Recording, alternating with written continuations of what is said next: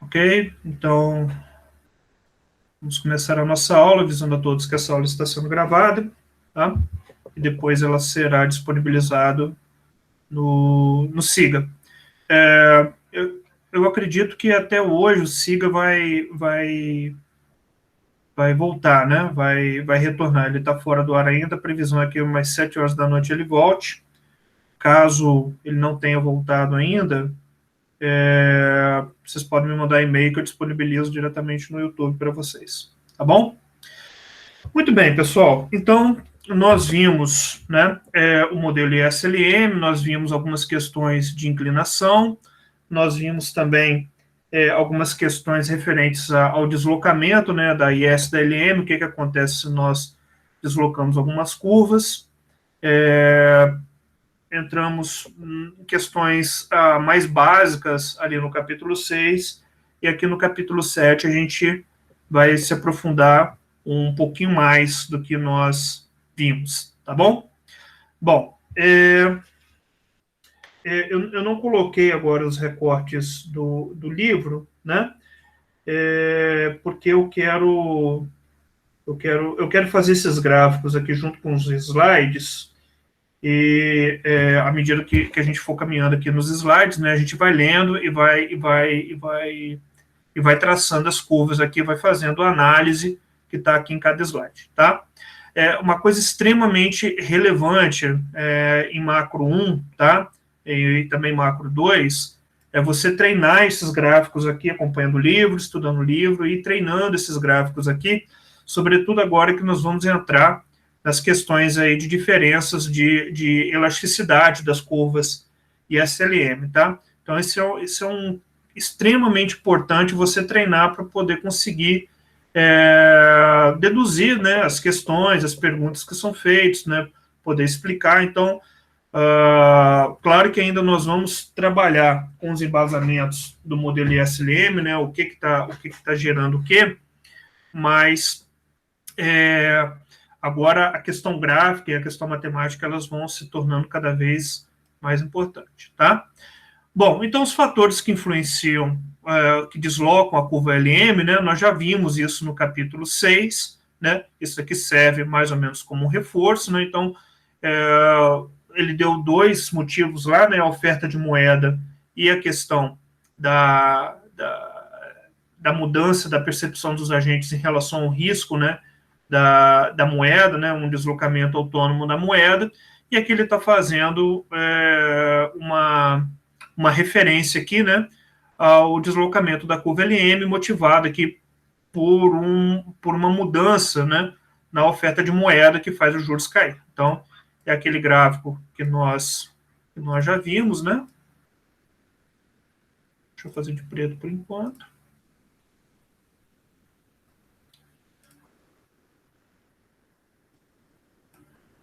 Aquele gráfico que nós já vimos, né? Eu tenho aqui a demanda por moeda, eu tenho aqui a oferta por moeda, né? Aqui eu tenho a taxa de juros. Aqui eu tenho a taxa de juros. Aqui eu tenho a quantidade de moeda, né? Aqui é a oferta de moeda e aqui a minha demanda por moeda. E aqui é sempre o equilíbrio entre a oferta e a demanda por moeda, tá? E aí, o que ele está propondo ali é um deslocamento, né? É um excesso relativo da oferta de moeda e qual é o resultado disso. Nós sabemos que o resultado disso vai ser, né, esse deslocamento sempre aponta para onde que o deslocamento vai. Nós sabemos que o resultado disso vai ser uma queda da taxa de juros aqui de R0 para R1, né? E isso daqui tem, né, como resultado um deslocamento da curva LM. Então, tenho aqui a minha LM, a minha IS, eu tenho aqui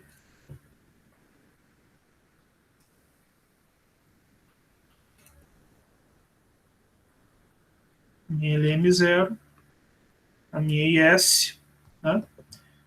Eu tenho aqui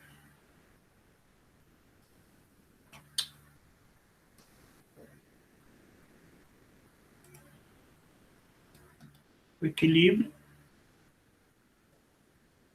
Gente.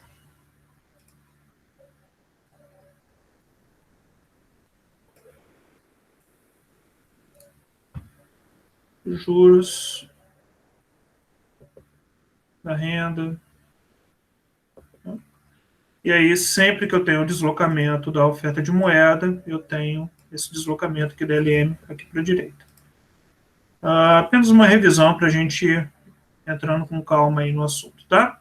E aí o resultado disso vai ser um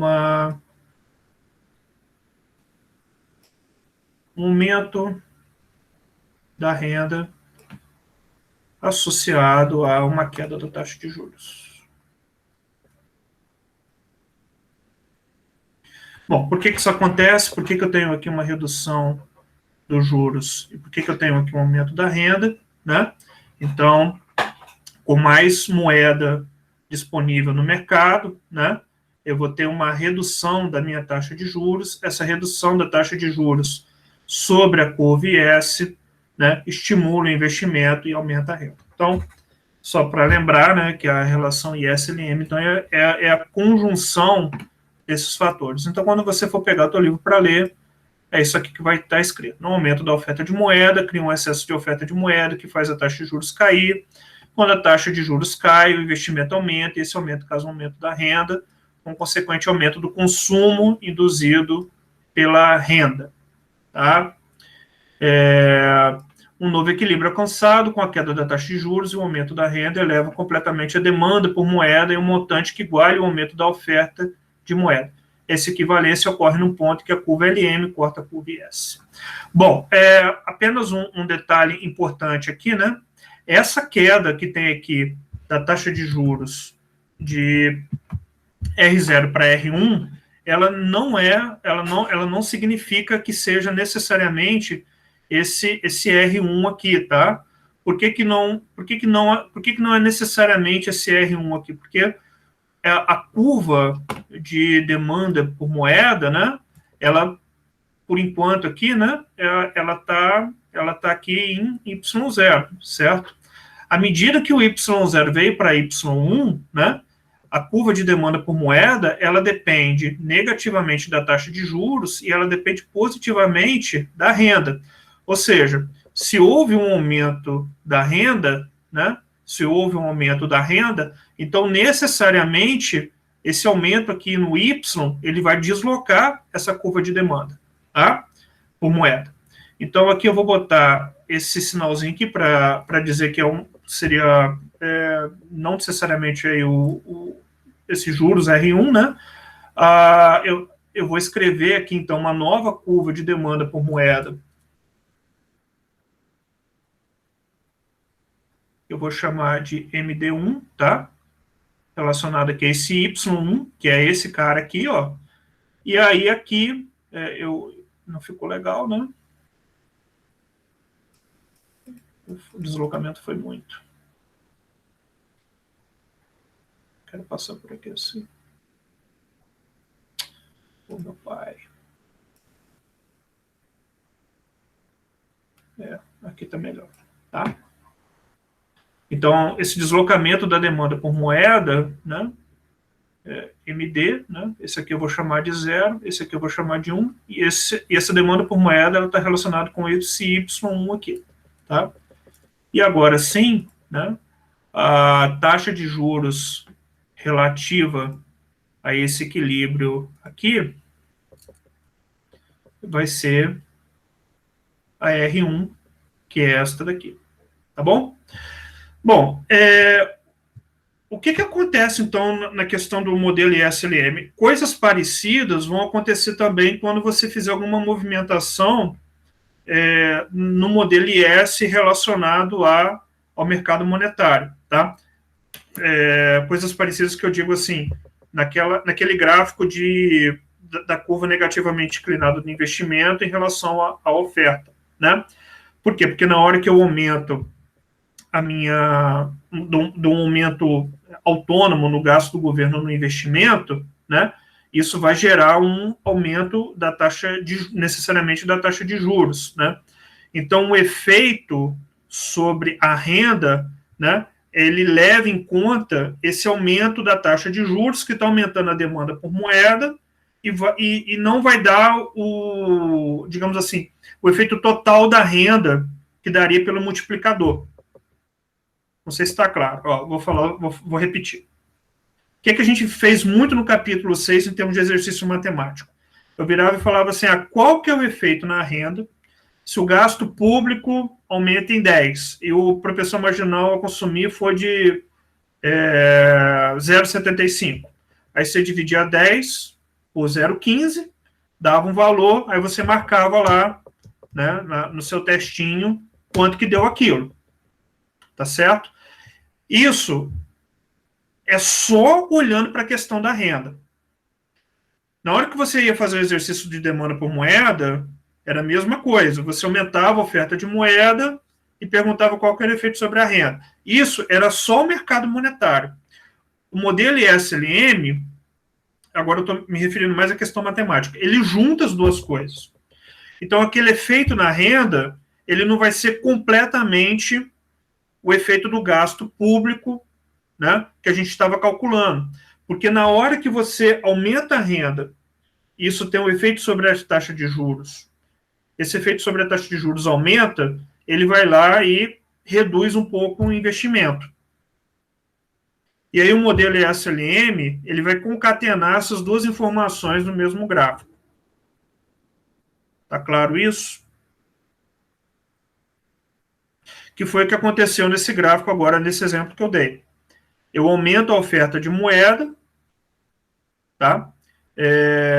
A taxa de juros cairia para aquele R1 linha, só que ela não vai cair para o R1 linha, porque na hora que baixou a taxa de juros, eu aumentei a renda por conta da redução dos juros, que aumentou o investimento. Ao aumentar o investimento, aumentou a renda. Na hora que aumenta a renda, eu aumento a demanda por moeda. Então, não vai ser no R1 linha, vai ser no R1. Então, vai ser um pouco menos. Então, não dá para você ficar fazendo essas análises do mercado monetário e do mercado de bens separadamente, porque um está influenciando o outro. Então, necessariamente, você tem que fazer dentro do modelo ISLM. E aí, a boa notícia é que você não precisa ficar toda hora fazendo um separado com outro separado. Você pode fazer tudo dentro do modelo ISLM.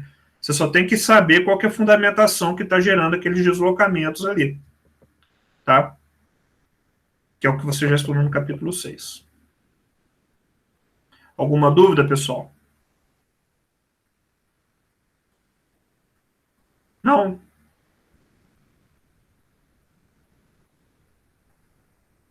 Essa primeira parte do capítulo 7 vai tratar mais disso, assim, né, de pontuar mais essas questões aí do que a gente viu mais separado e o que acontece quando os dois estão juntos. Tudo bem? Alguma dúvida? Posso continuar?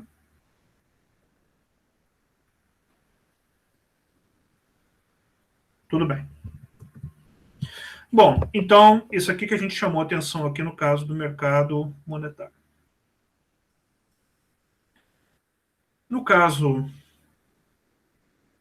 do deslocamento da IS, né, coisas parecidas vão acontecer, né? Basicamente, nós temos dois grandes motivos para... Bom, se você... Eu não sei como é que você está acompanhando aí, mas esse gráfico aqui, esse estudo que eu fiz, ele se refere à figura 7.1, tá? Fig 7.1. Tá bom? Figura 7.1 foi o que nós acabamos aqui de analisarmos juntos. Tá? Do lado aqui da IS vai acontecer uma coisa parecida. Tá? Agora eu não vou colocar os dois gráficos, não. Eu vou colocar apenas um aqui para ver se vocês conseguem observar. Então, eu estou aqui na figura 7.2 do livro. Figura 7.2.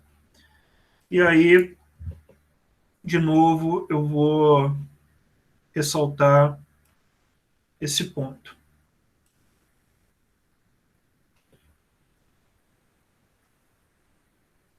Eu vou colocar aqui o modelo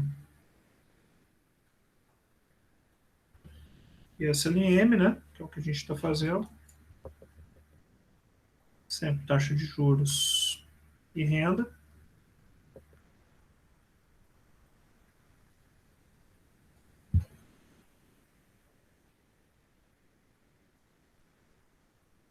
Estou aqui inicialmente nesse ponto de equilíbrio.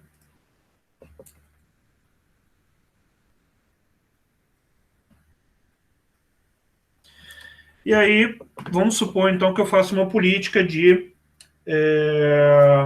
expansão fiscal, que aumente o gasto do governo, né? Então, ao fazer isso, eu vou estar deslocando a minha IS deste ponto aqui, IS0, para o ponto IS1, tá? Bom, o que acarretou, então, esse deslocamento, né? Que seria daqui, mantendo a taxa de juros constante, que foi o que a gente calculou nessa primeira prova. Qual que seria esse deslocamento daqui até esse Y1 linha aqui, né?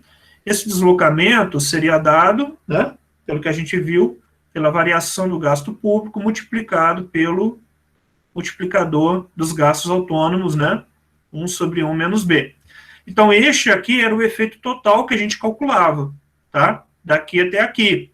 Então, aquela história, aumentei em 10, supondo que o multiplicador monetário for 0,75, quanto que seria essa variação do produto aqui? Seria 10 dividido por 0,15, que é dar esse efeito daqui. É o que a gente fez, é o que caiu nas questõezinhas lá, o que a gente treinou. Mas agora no modelo ISLM, o que acontece? Você tem este efeito aqui relacionado à taxa de juros, tá bom? Então, esse efeito aqui relacionado à taxa de juros, ele está aumentando os juros à medida que você está aumentando a renda, né? Por que isso acontece? Porque à medida que eu estou aumentando a renda, eu estou aumentando a minha demanda por moeda pelo motivo transação, né? E à medida que eu estou demandando mais moeda, né, supondo aqui que eu esteja no equilíbrio no mercado monetário, né, e à medida que eu estou aumentando a minha demanda por moeda pelo motivo transação, a taxa de juros ela está aumentando daqui para cá, tá? Então, o efeito sobre a renda, né, ele não vai ser esse efeito todo aqui que a gente calculou. Você tem que levar em consideração agora, perdão, o efeito do aumento dos juros, que vai impactar sobre a redução do investimento e vai travar esse crescimento total que aconteceria até o Y' até aqui no Y1. Tá certo? De novo, eu não preciso ficar fazendo essas análises separadas, mas eu preciso entender os fundamentos e o que está acontecendo por trás aqui para gerar esses resultados que eu estou observando. Tá bom? Então, a principal mudança em termos de paradigmas, né, de análise matemática que a gente vai fazendo, né, é que antes a gente fazia considerando esse efeito aqui todo, tá? Nos exemplos que a gente dava. E agora a gente está considerando, né, o efeito da LM, que está reduzindo aqui esse efeito total. Tá bom, pessoal? Então, em termos de exercício, no capítulo 6, foi importante a gente ter feito aqueles exercícios matemáticos para entender, né, esse efeito total que seria gerado na curva IS. Porém, agora, com a interseção do mercado financeiro, este efeito não é tão imediato assim. Bom, é o que está escrito aqui, né? O aumento dos gastos governamentais desloca a curva IS para a direita, o nível de equilíbrio de renda sobe, assim como a taxa de juros de equilíbrio, a força que empurra a renda para cima, o aumento da demanda agregada, tanto diretamente à medida que a demanda governamental sobe, quanto indiretamente como resultado de um aumento dos gastos de consumo induzido pela renda. O aumento da demanda por moeda induzido pela renda e o declínio da demanda por títulos leva à elevação da taxa de juros. Beleza? A mesma história você pode aplicar utilizando mudanças em termos de arrecadação tributária, tá? Se você for considerar, então, o efeito do aumento dos tributos ou da redução dos tributos, agora eu estou na figura 7.3,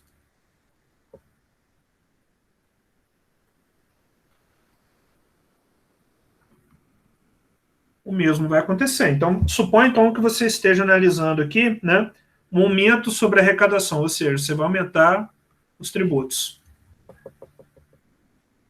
Qual que é o efeito disso?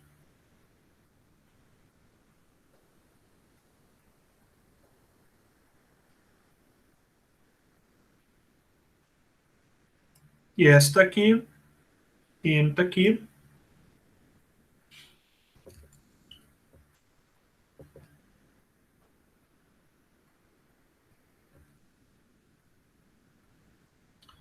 Então, quando nós fazíamos, né?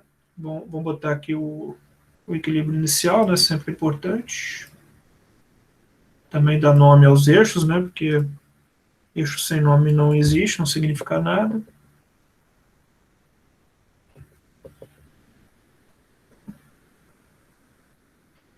Bom, é a mesma história, né? Quando você fazia, então, uma política de aumento do tributo, o efeito esperado em termos de redução, vou fazer de vermelho,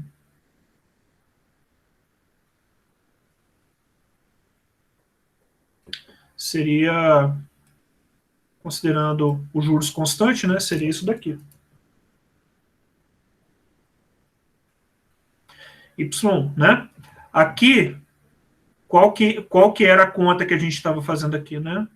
Era B menos B, né? Sobre 1 menos B, multiplicado pela variação aqui do tributo. Certo?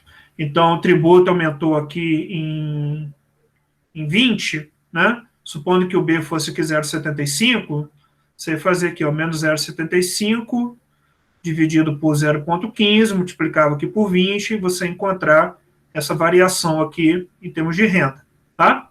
Só que agora, de novo, né? À medida que a renda está caindo, você está reduzindo a demanda por moeda. Então, o efeito, né, que você vai observar não vai ser esse Y1', porque à medida que a renda está caindo, a demanda por moeda está caindo, vai haver uma redução da taxa de juros, que por sua vez vai estimular o investimento e, em parte, vai, digamos assim, né, diluir esse efeito aqui que o aumento do tributo teve sobre a redução da renda. Então, a queda na renda vai ser relativamente menor do que o que nós estávamos esperando ali quando analisamos só a renda, só o efeito sobre a renda. Pessoal, até aí tudo bem? Alguma questão?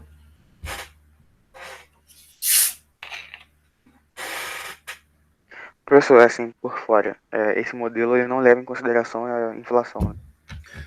Não. É bem lembrado. O modelo ISLM não leva em consideração a inflação. Por hipótese, os preços são fixos. Quando a gente for para demanda agregada e oferta agregada, aí sim vai entrar o nível de preços. E a gente vai, na verdade, estudar demanda e oferta agregada, no capítulo 8, é justamente incorporar o aspecto dos preços sobre o modelo ISLM que nós estamos estudando. Boa pergunta. Quem é que fez? Foi o Jonas? Ok, Ok. isso, valeu. Falou, Jonas. Mais alguma coisa?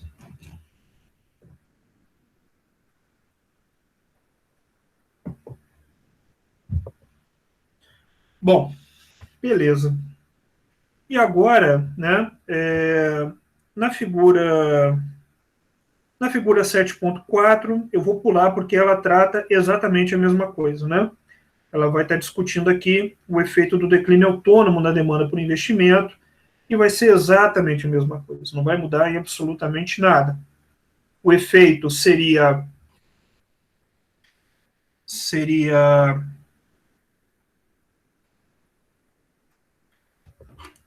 o efeito seria de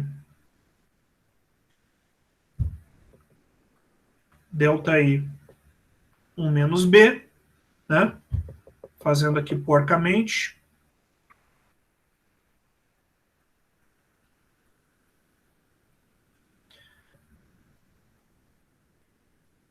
Dá muito menos trabalho fazer serviço porco, né? Y0, R0. Eu teria um deslocamento aqui, que seria dado por esse cara aqui, né? Então, se a variação fosse, por exemplo, de 10, esse B de novo 0,75, eu teria 10 dividido por 0,15, que me daria esse valor aí, tá? Que seria esse cara aqui, Y1. Mas, pelo mesmo motivo da tributação, como à medida que a renda está diminuindo, os juros diminuem, eu aumento em parte o investimento e o efeito vai ser esse de Y, tá certo? Então, isso aqui, no caso, seria a figura 7.4, o efeito, um declínio autônomo na demanda por investimento, ou seja, essa IS deslocaria para baixo, né, a partir de uma mudança, por exemplo, do otimismo dos agentes em relação ao futuro, né? Por algum motivo qualquer, eles se tornariam menos otimistas, embora a renda não esteja aumentando, embora a taxa de juros não esteja aumentando, que é o único fator no modelo SLM que afeta a IS, né? Pelo menos desse aqui que a gente está trabalhando.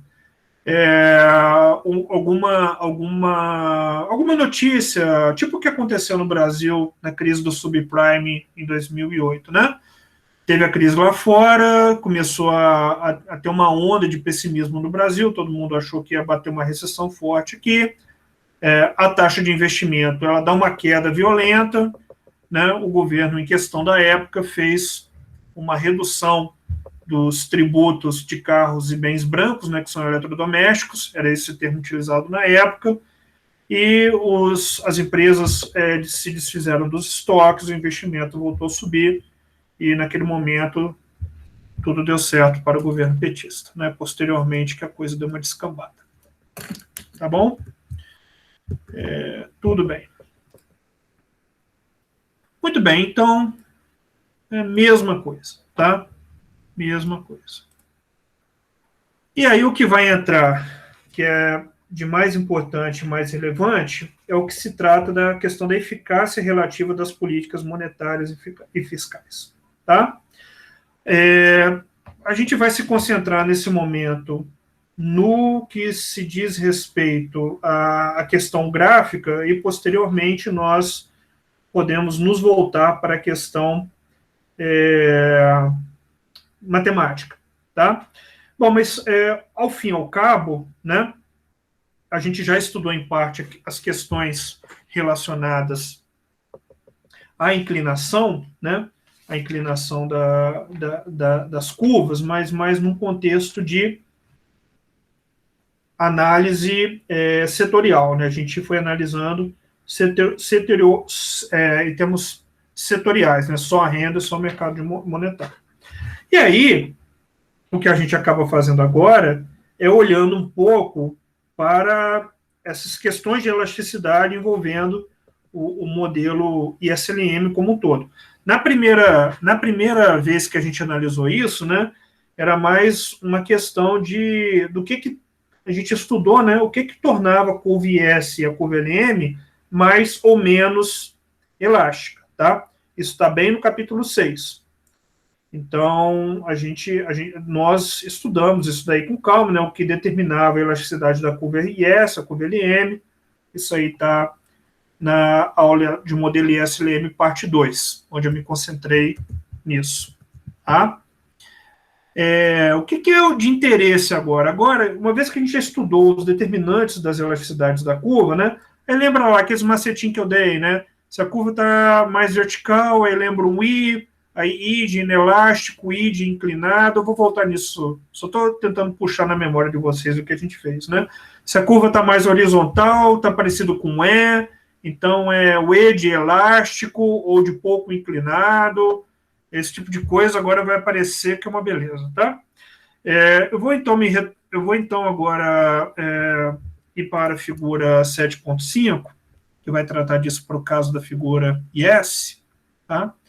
E aí a gente tem alguns macetinhos aqui para poder avaliar essa questão da eficácia das políticas de monetária e fiscal a partir aqui da análise gráfica, tá? Então, por exemplo, vamos começar então para o caso da inclinação da curva IS, tá? Figura 7.5 trata-se da inclinação da curva IS. Qual que é a melhor forma de você fazer esse tipo de avaliação, tá? Eu vou traçar aqui o gráfico.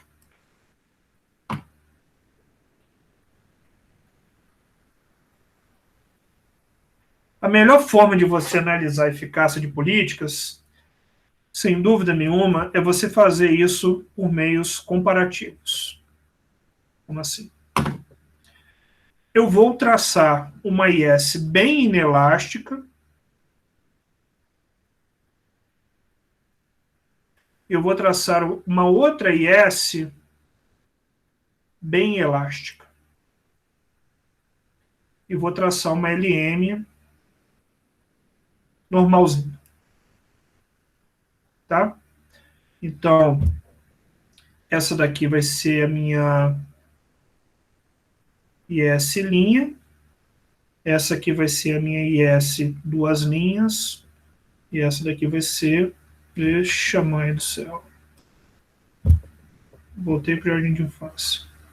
Minha LM, tá? Vou chamar de zero porque eu vou deslocar ela. Então, o que eu quero analisar aqui? Eu quero analisar aqui, né? Quais são... Esse aqui eu vou fazer de vermelho para não ficar muito confuso.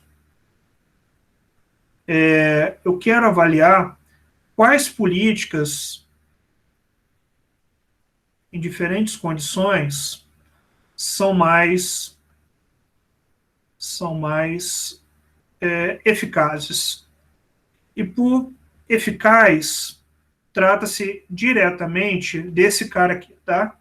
Esse cara aqui é o que interessa. O resto não tem pressa, como dizia o Paulo Cintura, há 20 anos atrás, na escola do professor Raimundo. Esse cara é o que interessa, é o Y, tá? Toda vez que a gente fala de políticas mais ou menos eficazes, nós estamos sempre nos referindo à renda. É aquela história que eu já contei para vocês, lá do capítulo 6, né? Aumenta a oferta de moeda, vai impactar em quantas unidades o crescimento, vai impactar em quantas unidades, nem fala que era o produto, mas estava subentendido que era o produto lá naquelas questões de múltipla escolha. Falei isso para vocês. Então, eu quero entender quem é mais eficaz. Qual situação que gera maior eficácia em termos de política? Se é numa situação de uma IS bem elástica ou de uma curva IS bem inelástica, né? Então, lembra lá, ó, elástica mais horizontal. Está quase parecendo E, né? Se você botar um tracinho aqui, vai ficar parecendo E, essa curva de elástica, tá? Inelástica ou muito inclinada é essa mais vertical aqui, ó, mais em pezinha, né? Se você trazer ela um pouco mais para cá, ela vai virar um I, de inelástico, de inclinada, tá? É um macete, assim, para você não se esquecer. E você tem que fazer exercício, tá? Aqui no livro, se você for ler, na hora que você for olhar o livro aí, você vai ver que eles botam um quadrinho de se é mais inclinada, é mais eficaz, se é menos inclinada, é isso, isso, aquilo. Não cai na bobeira de querer decorar isso, tá bom? Não cai nessa bobeira. Aprende a fazer análise gráfica. Dá ouvido ao professor de vocês aí que está há 20 anos no ramo aí, tá bom? Não cai na bobeira de decorar. Aprende a fazer análise gráfica. Economista tem que saber fazer análise gráfica. Senão, nem precisa querer ser economista, tá? Bom, então, para o primeiro caso aqui, eu vou fazer uma política monetária, então, de aumento da oferta de moeda. Eu vou deslocar essa LM aqui para a direita. Desloquei a minha LM para a direita.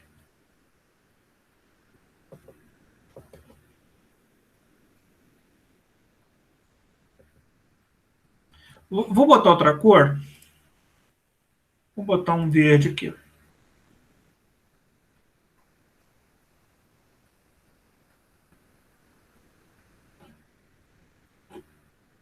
LM1. E aí, agora, o que você vai fazer? Você vai comparar com esta curva aqui e esta curva aqui, tá? Quais foram os efeitos em termos de renda. Então, se você olhar para essa curva aqui muito inelástica, o que você vai observar? Você vai observar que estamos nessa curva, né? Então vou botar duas linhas para acompanhar essa curva aqui. Você teve uma eficácia relativamente fraca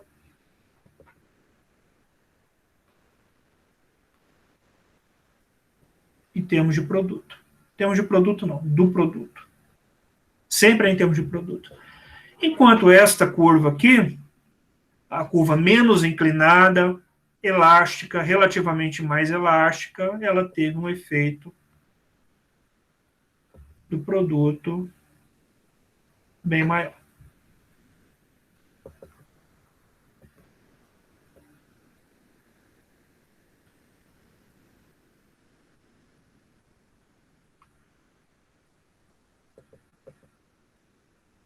Tá? Bom, na base da decoreba, o que você já pode assumir? Né? Quanto mais elástica a curva IS, maior vai ser a eficácia da política monetária. Eu estou pensando aqui em termos de política monetária, tá? Isso aqui só serve para política monetária, por isso que eu estou falando que não dá para ficar decorando. Porque, por exemplo, às vezes, para um outro tipo de política, às vezes vai mudar o resultado. Então, cada tipo de política vai te gerar um resultado diferente. Então, não decore, aprenda a analisar graficamente. Tá bom? Então, para o caso de uma política monetária, se a curva é pouco elástica, mais elástica, pouco inclinada, tá? Esses termos vão aparecer, cada um vai aparecer numa hora. Uma hora vai falar uma curva mais elástica, outra hora vai falar uma curva mais inclinada, menos inclinada. Tem que pegar e aprender que isso daqui é elástico, pouco inclinado. Isso aqui é inelástico e mais inclinado. Tem que aprender, tá? Escreve no papel, bota na porta da geladeira. Isso aqui você tem que decorar. Não tem jeito, tá? E com esses macetes aí que eu dei para vocês, a tendência é ficar fácil aprender isso. Tá bom? Bom, e agora qual que é o fundamento que faz que, neste caso aqui, a curva IS apresente uma eficácia maior do que esta curva IS aqui, tá? É simples, né? É porque aqui você teve, quando a curva é bem elástica, você precisa de uma grande variação da renda, né? Uma grande variação da renda implica uma pequena variação por parte dos juros. Tá certo? E aqui acontece o contrário, né? Uma pequena variação da renda implica numa grande variação dos juros. Tá bom? Dúvidas aí?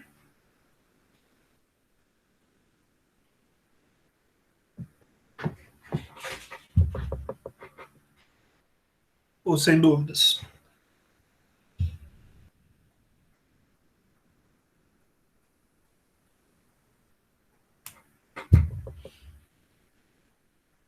Professor. Oi, pode falar. Então, esses efeitos só vão acontecer se for uma política monetária. Se eu mexer no mercado de bens, não vai ter esse mesmo efeito? Então, aí, para o mercado de bens é outra análise. Ah, tá. Entendeu?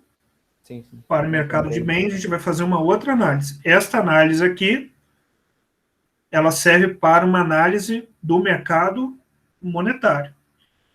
Quando eu aumento a oferta de moeda, né, se a taxa de juros responde pouco, então o efeito vai ser... Se a taxa de juros do mercado de bens responde pouco, o efeito vai ser maior sobre a renda. Vamos dar uma lida aqui, então. Se a demanda por investimento for altamente elástica em relação aos juros, indicando que um dado aumento na taxa de juros reduzirá significativamente o investimento, a curva IS será relativamente plana. Então, indicando que um dado aumento na taxa de juros reduzirá significativamente o investimento. Então, é isso daqui, né?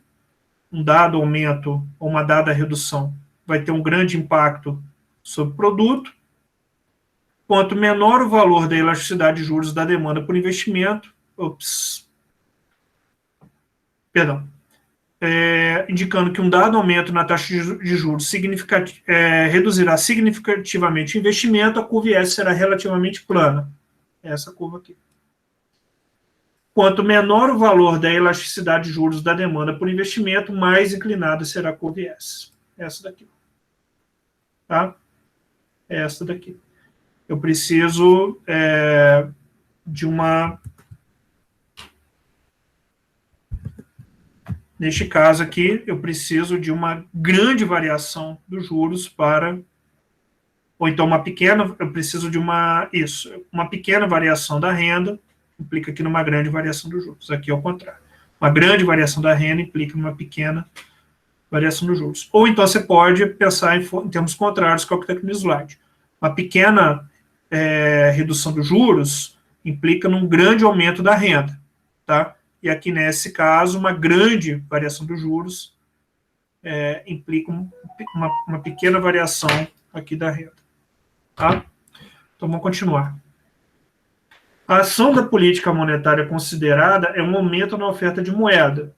A ação de política fiscal é um aumento dos gastos do governo. Então, esquece essa segunda parte e vamos nos concentrar nesta primeira parte aqui. Ó, tá? Essa segunda parte ela vai ficar por conta da pergunta do Samuel.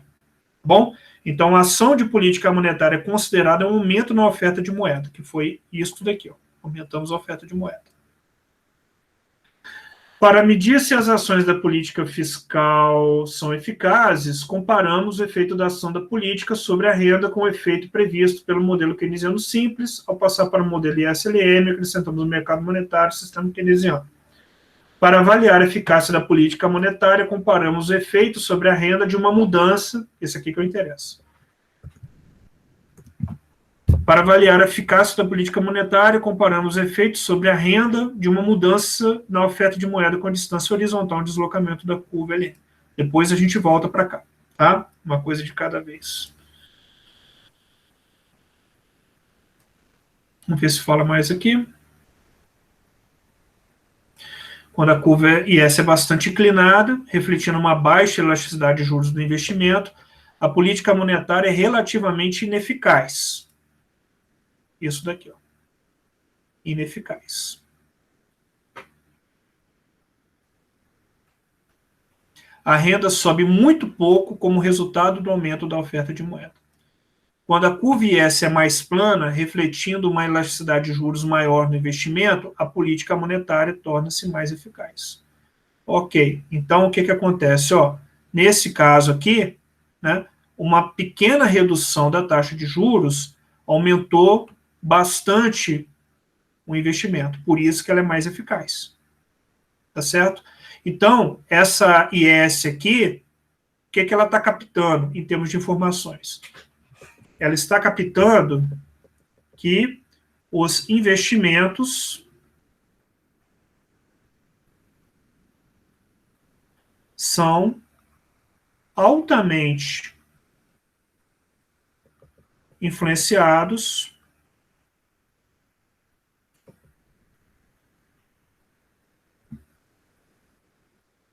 pelos juros. Tá? É isso aqui que ela está captando.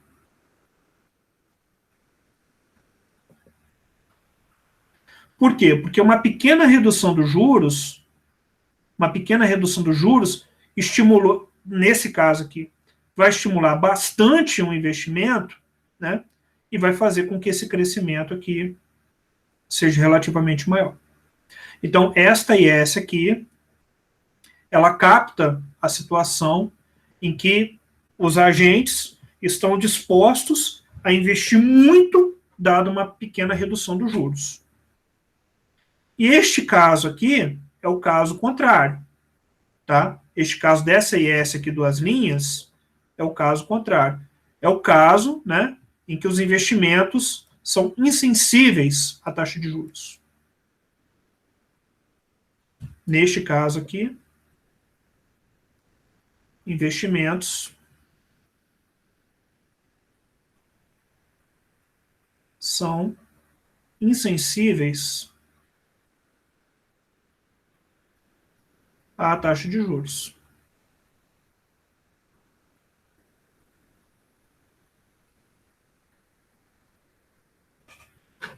Tá bom? Investimentos são insensíveis à taxa de juros. Ou seja,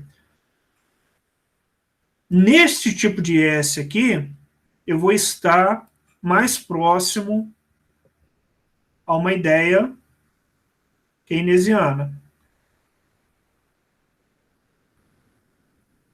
Tá? Keynesiana. Por quê? Porque para os keynesianos, o que determina o investimento, dado um ambiente de risco, dado um ambiente de incertezas, é aquilo que o cara acredita, né? É o otimismo ou pessimismo dele em relação ao futuro. Então, para os keynesianos, para Keynes, a taxa de juros ela tem pouca influência nas decisões de investimentos. E isso daqui, esse caso aqui da IS mais plana, ela vai captar, né, o padrão de vista dos clássicos, né, representado aqui, sobretudo, no efeito crowding out e principalmente naquele paradigma que a gente colocou, né, de Y menos C, menos gasto do governo, que é igual a investimento, poupança é igual a investimento, e o investimento ele vai depender da taxa de juros, fortemente da taxa de juros no modelo clássico. Se eu aumento o consumo e eu aumento os gastos, no modelo clássico, isso vai se refletir diretamente numa redução, né, da poupança, e por sua vez vai aumentar a taxa de juros.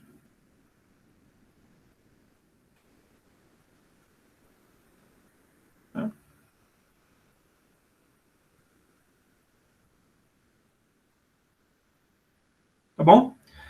Então, no modelo clássico, né, que vocês estudaram juntos comigo aí, qualquer aumento do consumo e no gasto causa uma redução da poupança, que causa um aumento na taxa de juros, que vai reduzir a taxa de investimento.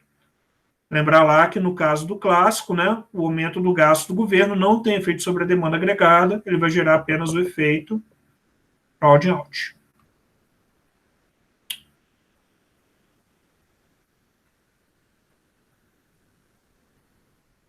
Efeito crowding out. Tá? Tudo bem? Só relembrando aqui que essas coisas vão estar sempre voltando. Até aí tudo bem, pessoal? Alguma questão?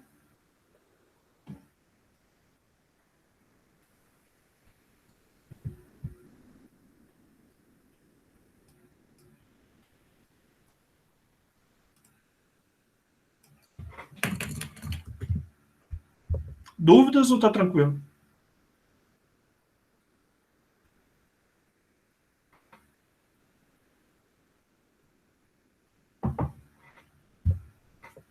Está aproximando mais o modelo ISLM daquilo que a gente já conhece de clássicos e keynesianos.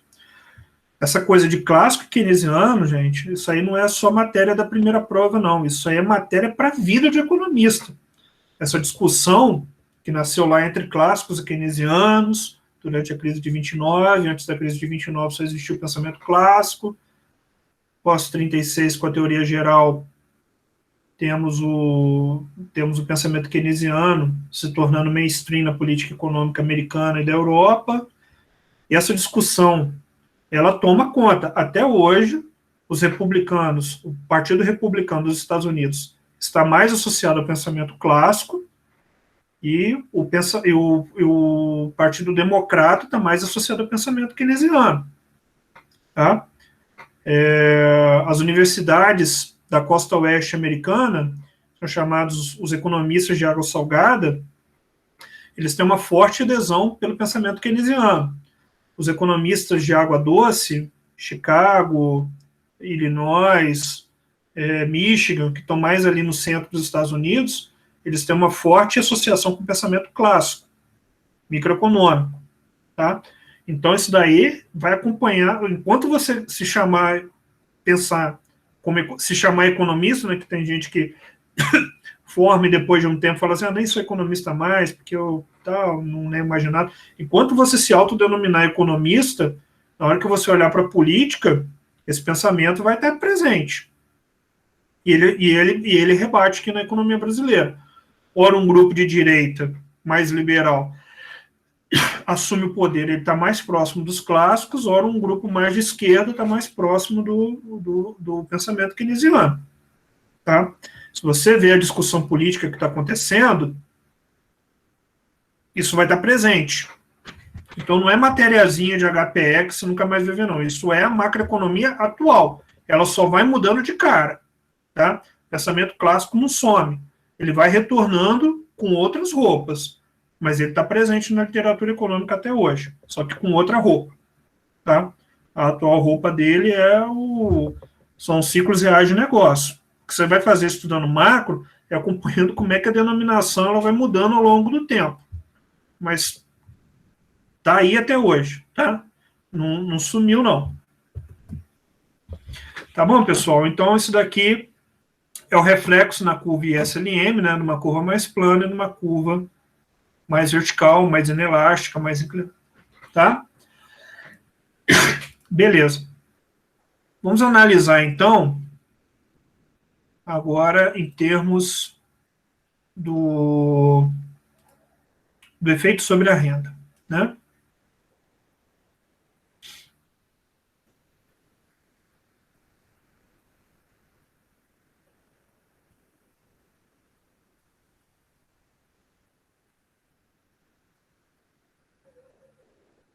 Aqui, ó, questão da eficácia da política fiscal e a inclinação da curva IS. Tá bom?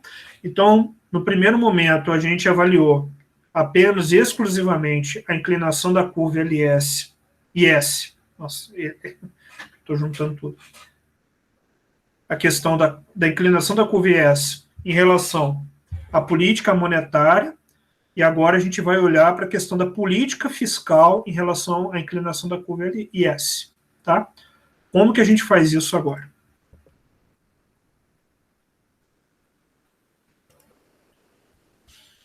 Traço o gráfico.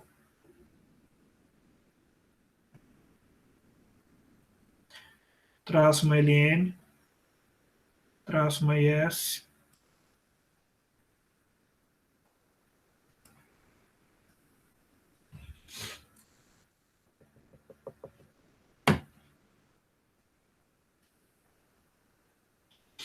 E aí eu vou fazer a mesma coisa que anteriormente. Eu vou traçar uma IS bem plana. E vou traçar uma IS bem vertical. Tá? E aqui de vermelho para não confundir muito. Meu ponto de equilíbrio.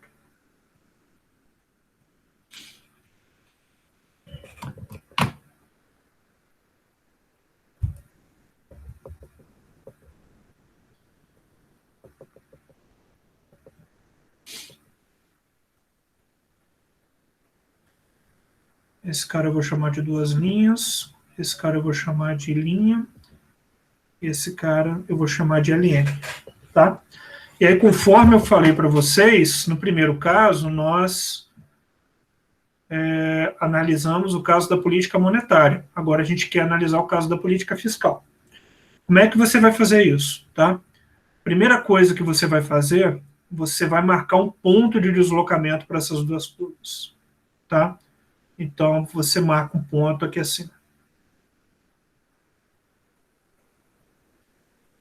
A gente pode até botar uma outra cor. Posso botar um vermelho aqui, para ficar bem claro o que eu estou fazendo. Então, eu estou marcando esse ponto aqui de deslocamento. E aí, você vai deslocar essas duas curvas aqui que você está analisando para este mesmo ponto. Tá certo? Por quê? Porque em termos de política fiscal, né, a gente quer saber, dado o mesmo momento em termos de política fiscal, quem que vai ter mais eficácia. Vou botar em outra cor aqui.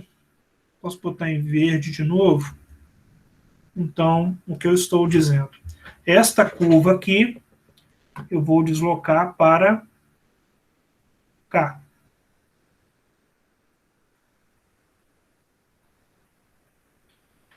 Então, eu vou chamar essa aqui de... eu vou apagar essa daqui, né? Para não ficar muito confuso. Vou reescrever ela aqui embaixo.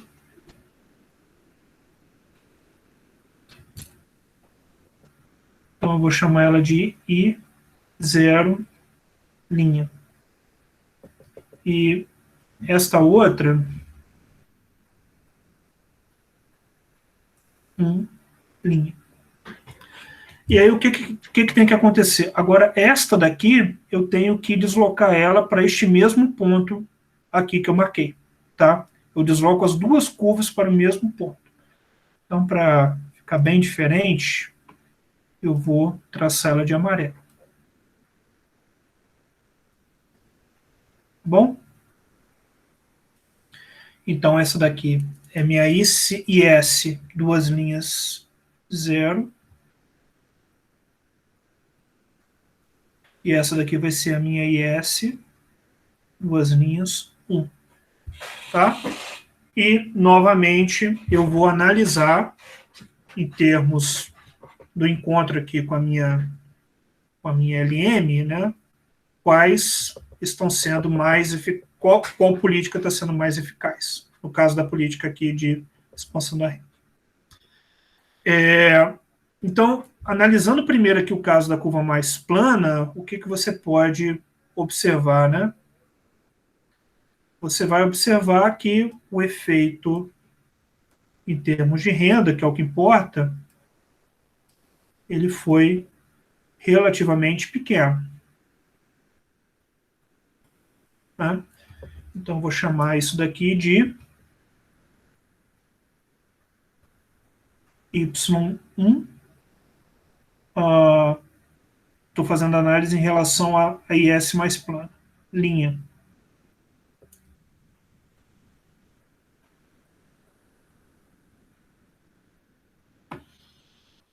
R1 linha.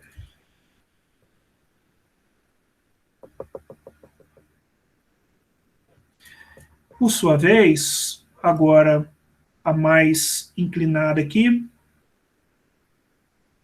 vai ter um efeito relativamente maior.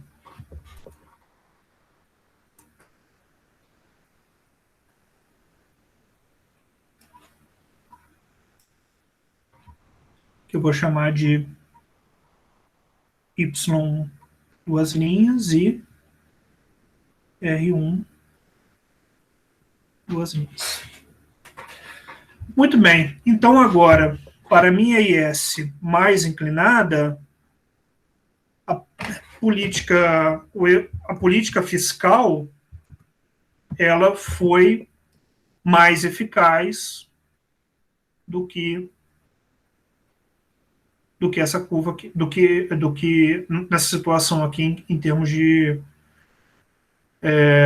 uma IS mais plana, que é o contrário do que aconteceu antes, né? Que é o contrário do que aconteceu antes. Então, no olhômetro, é fácil você verificar, né?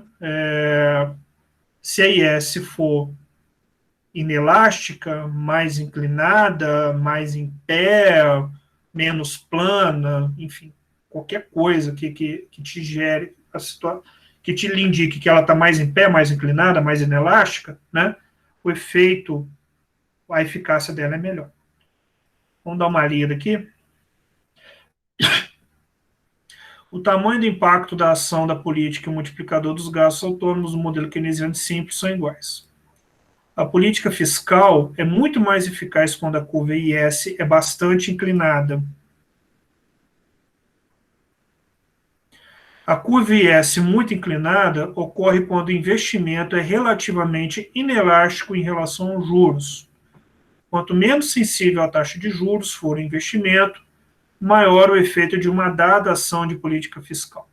De novo, a curva IS muito inclinada ocorre quando o investimento é relativamente inelástico em relação aos juros. Ou seja, eu aumento a renda, e o que acontece é que quando a curva é bem inelástica, né, grandes variações nos juros causam pequenas variações na renda. É isso que ele está apontando ali. Tá bom? Então, quando eu aumentei a renda e os juros, aqui, ó, olha só para uma delas, né? Então, aqui, ó, quando eu estou aumentando a renda e os juros não responde tanto, é isso mesmo? Ou eu estou confundindo? A curva IS muito inclinada ocorre quando o investimento é relativamente inelástico em relação aos juros, é o investimento. O investimento é inelástico em relação aos juros. Então, eu tenho grandes variações dos juros, causam pequenas variações em termos de Y, que é o que está aqui. Quanto menos sensível a taxa de juros for o investimento, quanto menos sensível a taxa de juros for o investimento, maior o efeito de uma dada ação de política fiscal. No caso da IS vertical, que é o que a gente está analisando aqui, né, o investimento é completamente insensível aos juros.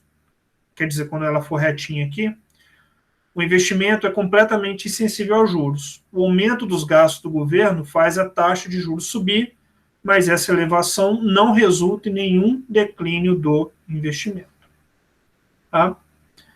Então, é isso aqui que ela está captando. À medida que a renda está aumentando por parte dos gastos,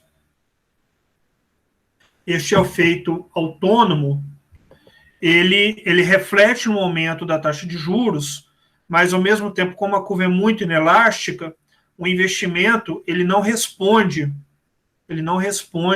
pela queda da taxa, pelo aumento da taxa de juros, que é a análise que a gente fez anterior, né? A gente falou lá que essa curva aqui ela está mais próximo da curva keynesiana, né? Eu tenho grandes variações da taxa de juros, afetam relativamente pouco aqui as mudanças na renda. Então, pensa só numa curva dessa, eu vario muito os juros e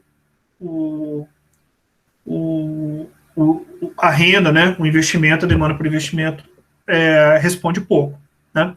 Então, nesse caso aqui, quando eu faço um aumento autônomo da renda, né, da demanda agregada via gasto público ou redução de tributos, né, o efeito aqui é muito grande, porque o aumento aqui da taxa de juros ele não vai reduzir consideravelmente o investimento, é o que acontece nesse caso aqui. Tá? Então, verifiquem que mudou em relação ao caso anterior. Tá bom? Dúvidas aí, pessoal?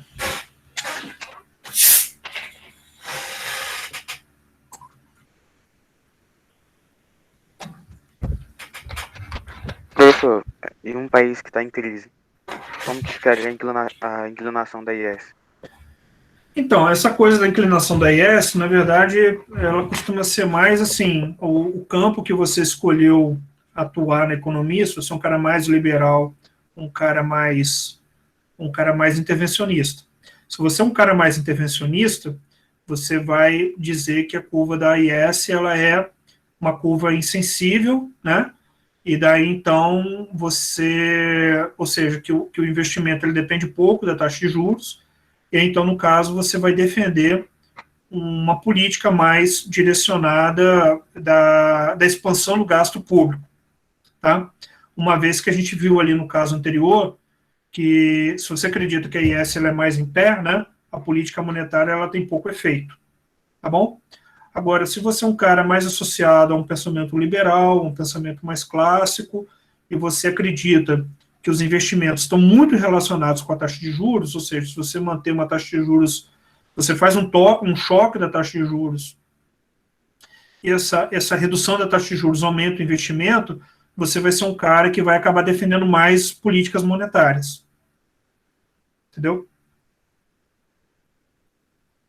Ok.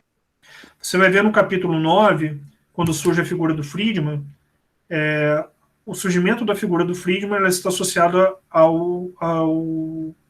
uma nova roupagem clássica que eu estava me referindo agora, né, agora há pouco, que vai ser a chamada, que serão os monetaristas.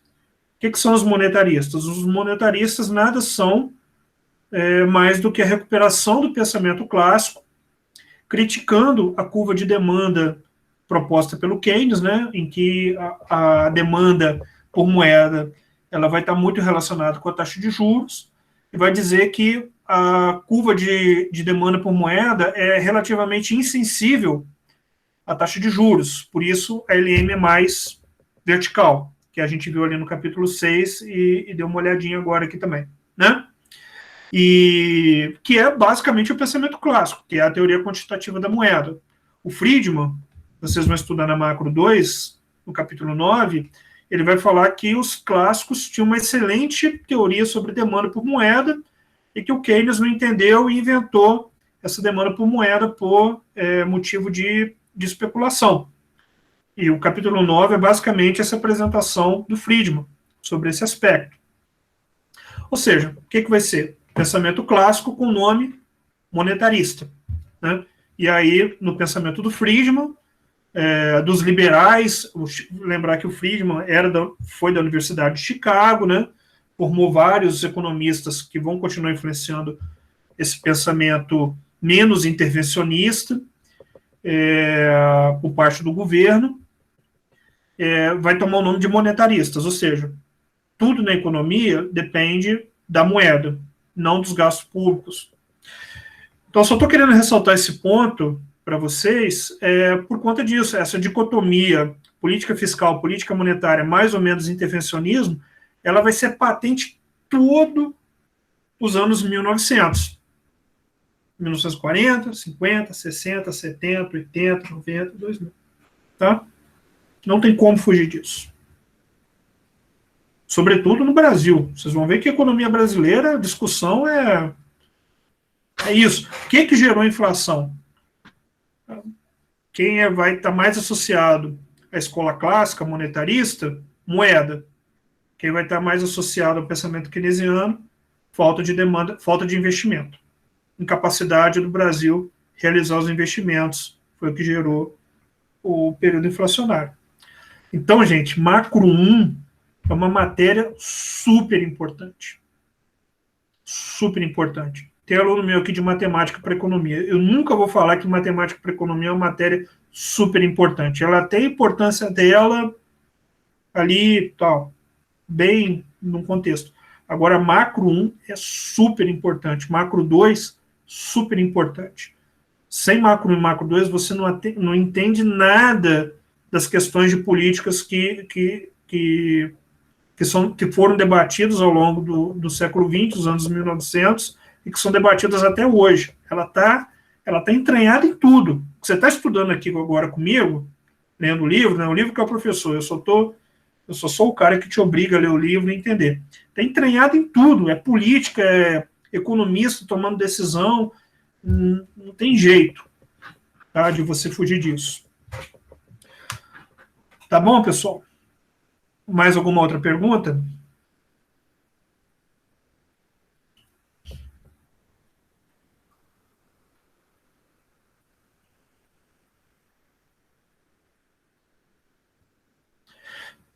Tá bom. Então eu vou fazer o seguinte, eu não vou falar da questão da elasticidade da curva LM agora, eu vou deixar isso para amanhã, tá? E eu vou dar um tempinho de hoje para amanhã. Quem puder, ler esse capítulo 7, tá? Tente fazer esses gráficos aí, já ir treinando esses gráficos aí para você se acostumar com essas questões de eficácia de política, tá? E eu vou deixar, então, o modelo LM para amanhã, e dependendo do andamento da aula, eu já começo a falar do capítulo 8, tá bom?